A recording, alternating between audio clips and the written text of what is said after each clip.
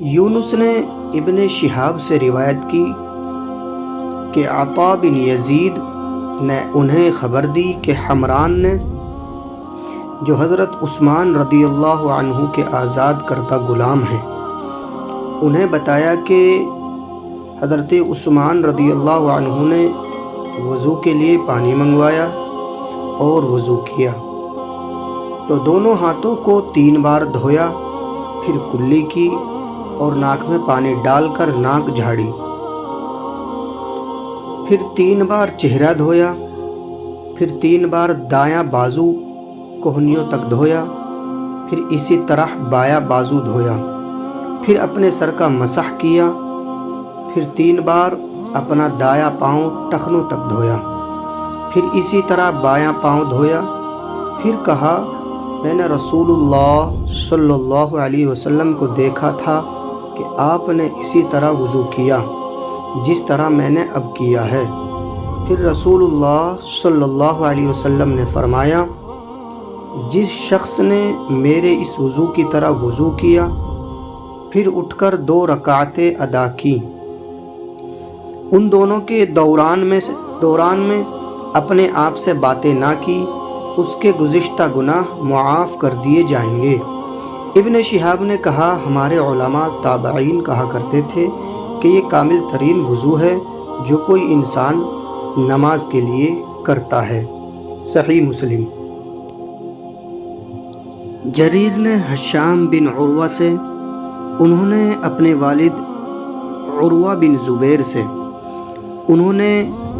حضرت عثمان رضی اللہ تعالیٰ عنہ کے آزاد کردہ غلام حمران سے روایت کی،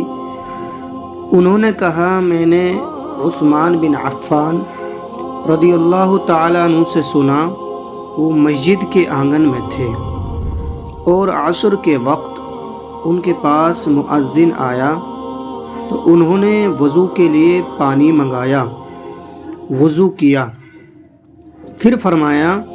اللہ کی قسم میں تمہیں ایک حدیث سناتا ہوں،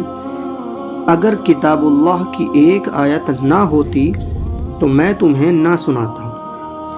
میں نے رسول اللہ صلی اللہ علیہ وسلم سے سنا، آپ فرما رہے تھے جو مسلمان وضو کرے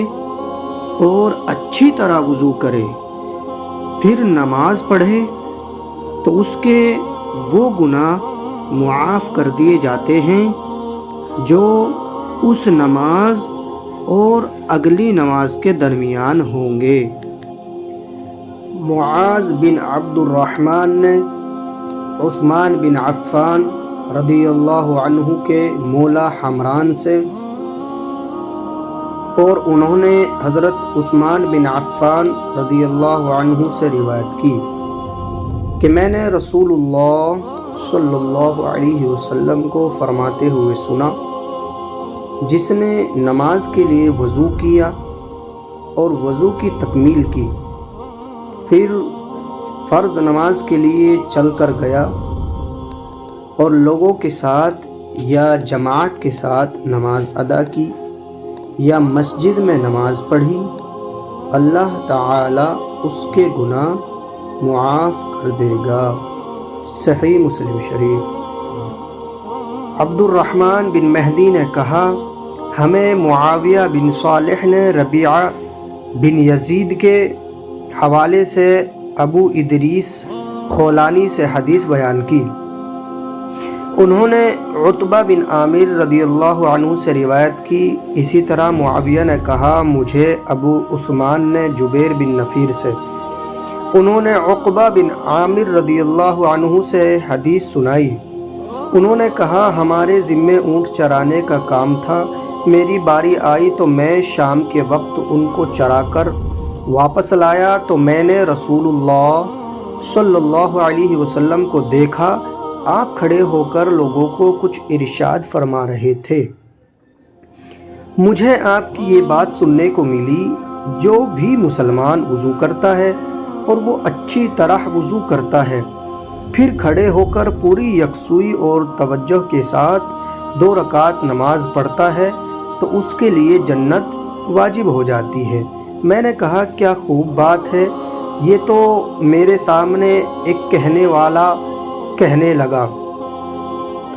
اس سے پہلے والی بات اس سے بھی زیادہ عمدہ ہے۔ میں نے دیکھا تو وہ عمر رضی اللہ عنہ تھے۔ انہوں نے کہا، میں نے دیکھا ہے تم ابھی آئے ہو۔ آپ صلی اللہ علیہ وسلم نے اس سے پہلے فرمایا تھا، تم میں سے جو شخص بھی وضو کرے اور اپنے وضو کو پورا کرے یا خوب اچھی طرح وضو کرے،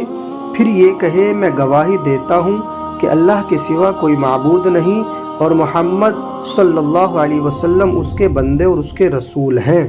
تو اس کے لیے جنت کے 8 دروازے کھول دیے جاتے ہیں، جس سے چاہے داخل ہو جائے۔ صحیح مسلم شریف۔